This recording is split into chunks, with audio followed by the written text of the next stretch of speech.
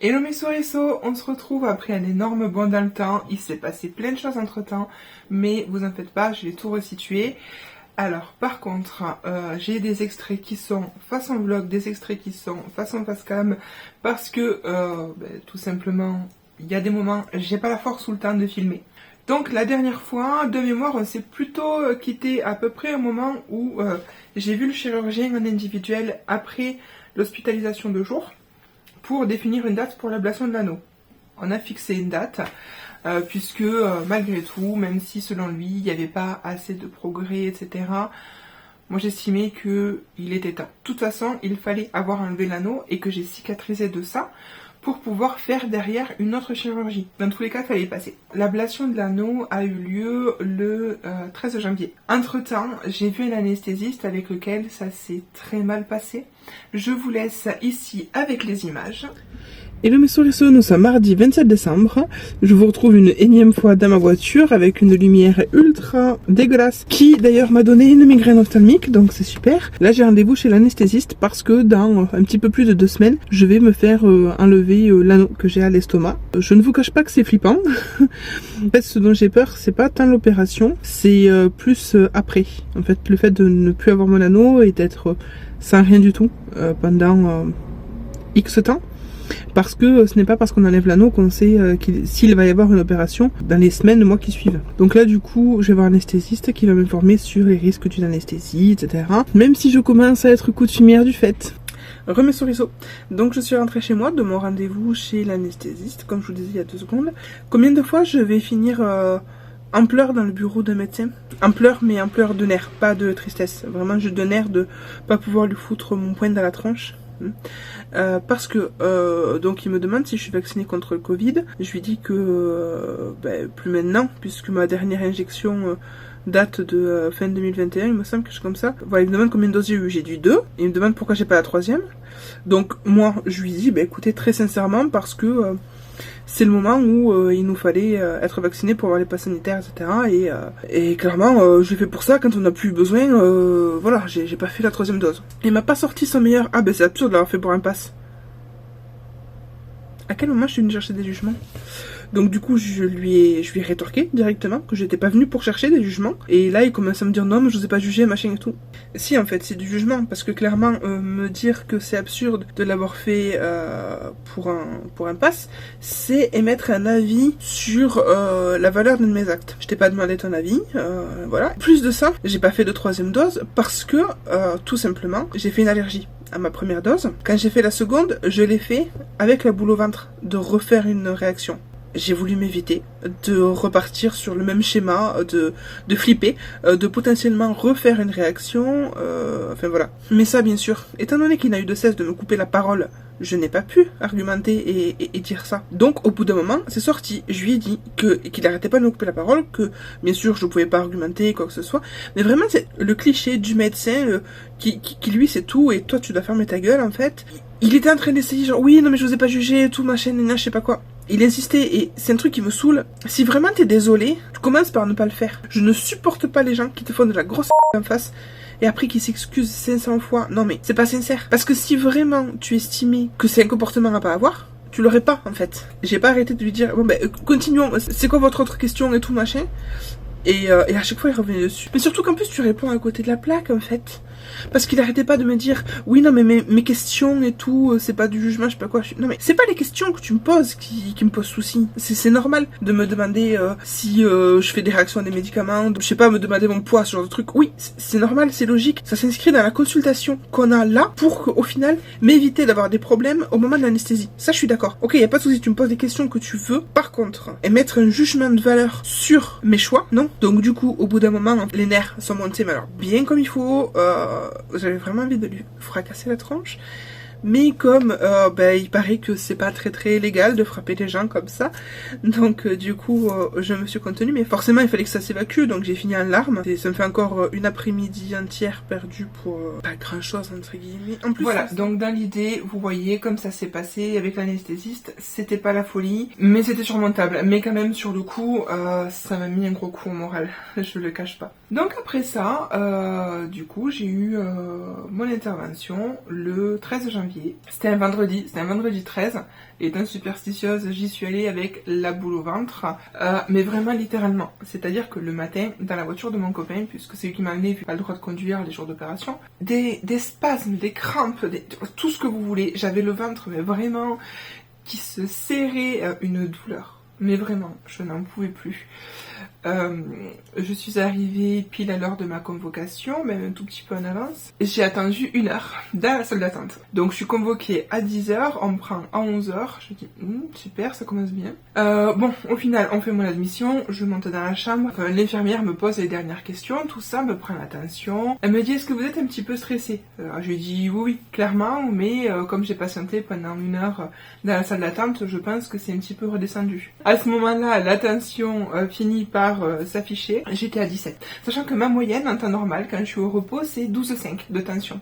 Donc là, 17, on peut estimer qu'effectivement, j'étais peut-être plus stressée que ce que je ne pensais. Donc je me reprends ni une première, ni une deuxième, mais une troisième douche à la bétadine, parce que normalement, quand vous êtes opéré, la veille au soir, faites une douche à la bétadine, le matin aussi, et on est bon. Sauf que, je ne sais pas pourquoi, l'infirmière me dit, si, avec votre chirurgien, il faut en prendre une juste avant l'opération. D'accord, mais j'en ai pris une il y a 1h30, 2h. Et donc, je me retrouve à me taper ma deuxième douche à la bétadine en moins de 2 heures. Et ensuite, je me tape à m'empiler les bas de contention, tout le bazar. Je finis par partir au bloc, on m'opère, on me ramène en réa, puis dans ma chambre une fois que je me suis réanimée. Et là, bon, ça suit des heures et des heures à être complètement stone. Donc une fois que j'ai bien émergé, que le chir est passé, il m'a dit l'opération s'est très très bien passée, elle s'est déroulée comme un charme.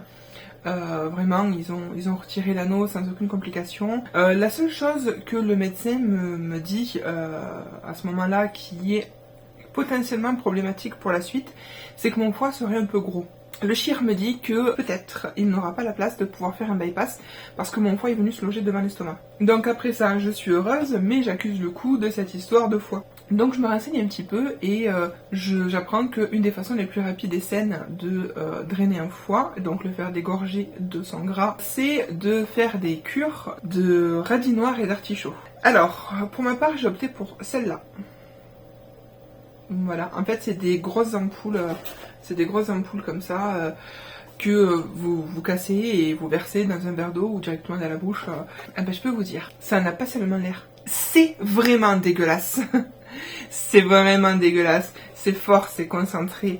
Alors bon, c'est que des bonnes choses, hein. Je veux dire, c'est juste du complément alimentaire avec des légumes concentrés dedans, c'est juste ça, hein. C'est juste un shot de légumes, mais punaise, c'est pas les meilleurs. C'est clairement pas les meilleurs. Donc du coup, j'avais ça à prendre, c'était une ampoule le soir et une ampoule le matin pendant une dizaine de jours. Je pense que ça a fortement contribué à la réussite de la chirurgie plus tard. Je préfère me dire ça pour me dire que je n'en ai pas fait pour rien. Donc ça est suivi la deuxième hospitalisation de jour. Alors je vous laisse avec les quelques images que j'ai pu filmer ce jour-là et je vous retrouve juste après pour détailler un peu plus parce que j'ai revu les vidéos et je sais qu'il manque quelques infos. Hello mes souriceaux, nous sommes le jeudi 16 février parce que là je suis en partance pour aller faire mon hospitalisation de jour et tour à tour je vais voir une partie de l'équipe qui s'occupe de moi en vue de la chirurgie bariatrique. Je ne pense pas que je pourrais vous prendre à la clinique parce qu'en fait je serai dans un espèce de petit salon avec plein d'autres personnes qui elles aussi viennent pour la même chose que moi, ce qui explique qu'on n'a pas d'heure de rendez-vous, quoi que ce soit. On est tous convoqués en même temps et en fonction de qui est dispo côté patient et côté médecin, voilà, on en profite pour voir un tel, chacun son tour, enfin vous voyez l'idée quoi. Eh bien me voici arrivé à la clinique, je suis dans les temps, il est moins 20, je suis convoqué en molcar et j'ai faim, j'ai une faim mon pauvre. Ah je vous dis le café là ça va y aller. Oh là là, alors je vais mettre une pile cet après-midi mais tant pis.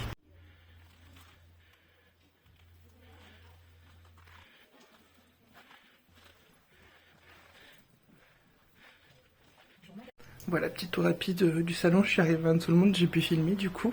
Donc comme vous pouvez le voir, on a plein de fauteuils. Forcément, j'ai choisi celui-là. On se demande pas pourquoi. J'ai une infirmière qui est passée, qui m'a vu, qui m'a donné mes papiers, donc je m'y colle. Donc j'ai quelques petits devoirs à faire. Comment vous dire que... J'ai... Voilà.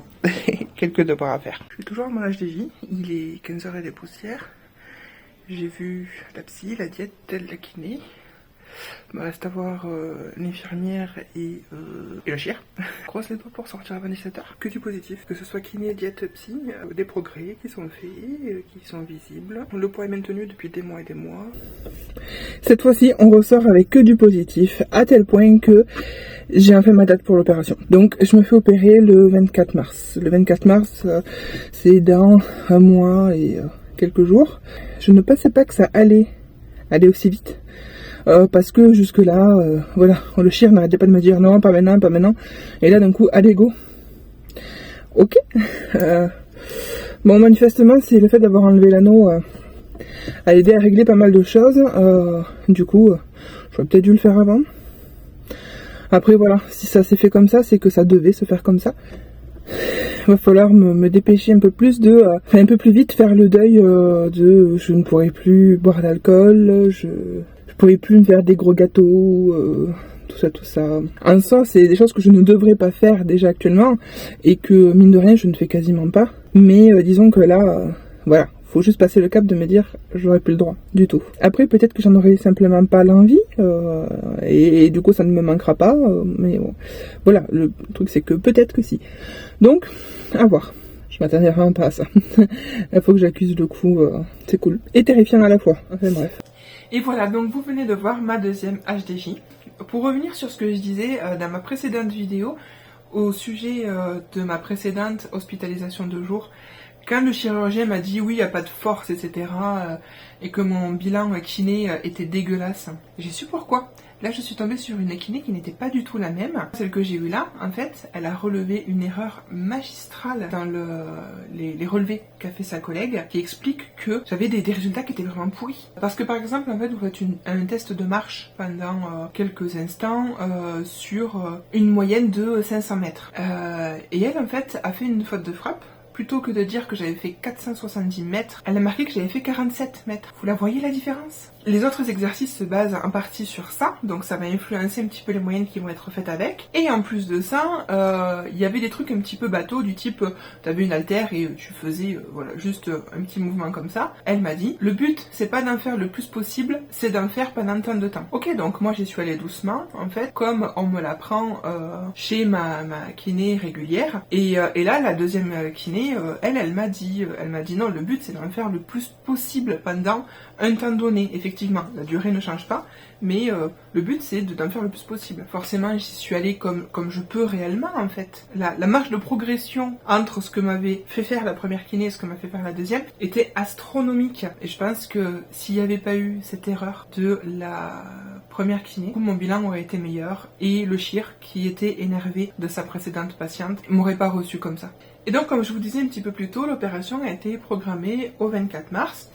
Donc, je vous laisse entre-temps avec des vidéos, des petits rendez-vous que j'ai eus entre l'HDJ et l'opération, puisqu'il a fallu continuer quand même un petit peu à préparer la suite. Et là, nous sommes le mardi 28 février. Je viens tout juste de finir ma journée de travail. Et là, je vais partir pour me faire mesurer, pour faire une ceinture de maintien abdominal. Donc oui, il faut commencer à préparer la préopération. Bon, ça va être tout bête, hein, je vais juste me faire prendre mes mesures. Ça commence à devenir concret cette histoire. Je me fais opérer dans moins d'un mois maintenant. Clairement, je commence à stresser. Déjà la dernière fois, quand on m'a enlevé l'anneau, j'étais à 17 de tension. Je ne cache pas qu'à chaque fois, je me ronge les sangs quand j'ai une opération. Là, celle-ci va être la plus lourde de ma vie et forcément, je panique. Sur ce, moi, je vais aller me faire mesurer et puis je vous reprends peut-être plus tard, même si je pense que je n'ai plus beaucoup de choses à voir avant l'opération, là.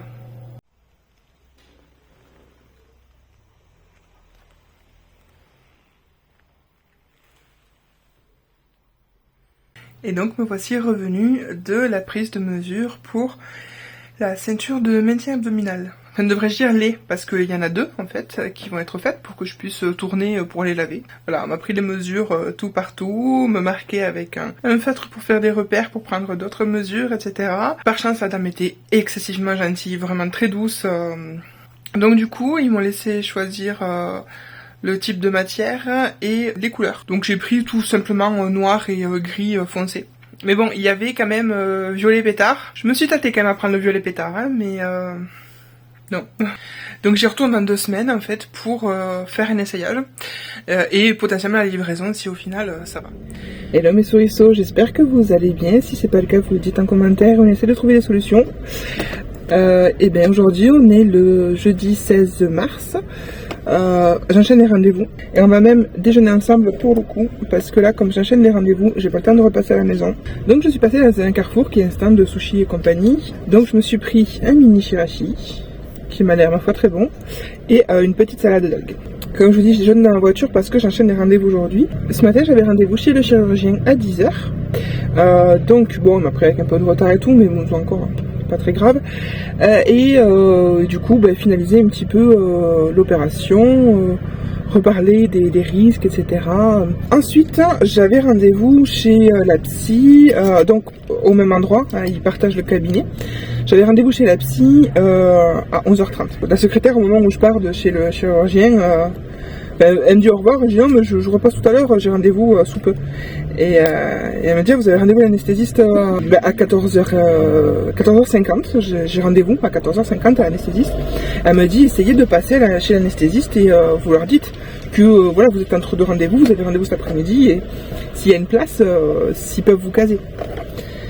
Alors c'est pas du tout dans mes habitudes de faire ce genre de choses, mais pour le coup je me suis dit pour une fois clairement je vais le faire, qui ne tente rien à rien, parce que il faut savoir que en plus de passer chez l'anesthésiste, derrière tu as toujours la préadmission pour réserver la chambre, faire les étiquettes, etc. C'est pas du tout dans ma nature de faire ce genre de choses, d'y aller au culot, de m'incruster comme ça, clairement. Mais là, je me suis dit, ouais, franchement, si je peux enchaîner chirurgien, anesthésiste, psy, et après repartir faire la préadmission, je serais partie de là avant même l'heure à laquelle, à la base, j'avais rendez-vous chez anesthésiste. Donc je me suis pointée. La dame à l'accueil, au début, elle me disait, je peux pas trop tôt. Après, elle m'a dit, bon, on va quand même essayer. Et donc j'ai attendu. Et au final, je suis partie à mon rendez-vous psy parce que ils ont pas pu me caser. C'est pas grave, à la base, j'avais rendez-vous l'après-midi. Du coup, 11h30. Rendez-vous chez la psy. Étant donné que l'opération c'est la semaine prochaine, elle me demande si j'avais des questions ou quoi, ou s'il y avait des choses dont je voulais parler, ou si éventuellement je voulais faire une séance de relaxation. Et du coup j'ai dit plutôt la relaxation parce que effectivement niveau stress ça se pose là, hein. Donc je me suis installée dans le fauteuil, on a commencé à discuter un petit peu rapidement et puis la séance relaxation c'était de l'hypnose. Donc on a fait une petite séance d'hypnose, me détendre et tout, visualiser un petit peu le parcours tel qu'il a été, l'avancée, etc., le chemin qui reste à parcourir, parce que certes je me fais opérer semaine prochaine, mais c'est que le début, on va dire, et puis voilà. Cette semaine je suis allée récupérer les ceintures de maintien. En fait c'est comme un body, mais ouvert à la poitrine pour pas l'écraser, et il y a 2 bandes sur chaque côté, en fait c'est comme des attaches de corset. C'est des grandes lignes en fait d'agrafe, plus un zip sur le devant pour pouvoir la mettre et l'enlever facilement. Et donc quand j'ai fait l'essayage, j'ai vraiment eu l'impression que c'était comme une combi de plongée, mais version maillot. Et puis voilà, pour l'instant c'est à peu près tout. Il reste à faire le dernier rendez-vous et puis préparer un peu chez moi. Il y aura aussi une petite session de cuisine que je dois faire parce que pareil j'aurais pas la force de rester debout pendant trop longtemps et je vais congeler en fait dans des bacs à glaçons, me faire des petites portions dans des bacs à glaçons. Du coup je vais manger des purées en petite quantité pendant 2 semaines. 3e semaine ça sera du haché et au bout d'un mois post-op remanger des consistances normales. J'ai très hâte d'en arriver au moment où j'aurai plus faim. Parce qu'apparemment après l'opération on n'a pas faim, on passe pas à la bouffe. Quelque part, même si ça fait peur, j'envie un petit peu tout ça parce que j'ai faim toute la journée. Clairement, voilà, je peux pas tout contrôler. Par exemple le SOPK et tout, je peux pas le contrôler, mais ça je peux jouer dessus. Donc je vais le faire. Donc voilà, moi je pense que je vais vous laisser là. Ensuite partir à mon rendez-vous anesthésiste, puis à ma préadmission. Et donc voilà, donc du coup pour terminer sur l'opération, je ne vous la raconterai pas dans cette vidéo parce qu'elle est déjà très longue, étant donné que j'ai voulu condenser ce qui s'est passé là sur quelques mois. Comme j'ai beaucoup de choses à dire vis-à-vis de la partie opération, etc., je préfère faire une vidéo dédiée uniquement à l'opération en elle-même. Voilà, on ne mélange pas avec les rendez-vous, etc. Donc si vous découvrez ma chaîne via cette vidéo, mais écoutez, n'hésitez pas à vous abonner si ce sujet vous intéresse. Et si vous aimez aussi un petit peu tout ce qui est vlog, exploration, etc. Enfin voilà, vous avez des contenus assez variés sur ma chaîne. Donc n'hésitez pas, abonnez-vous. Et puis si jamais ça vous a plu, laissez-moi aussi le pouce. Enfin vous connaissez tout ça, on vous le dit tous, donc c'est pas la peine que je vous le rabâche. Je vous embrasse très fort, je vous dis à très bientôt. Prenez grand soin de vous, prenez soin de votre santé mentale et à bientôt.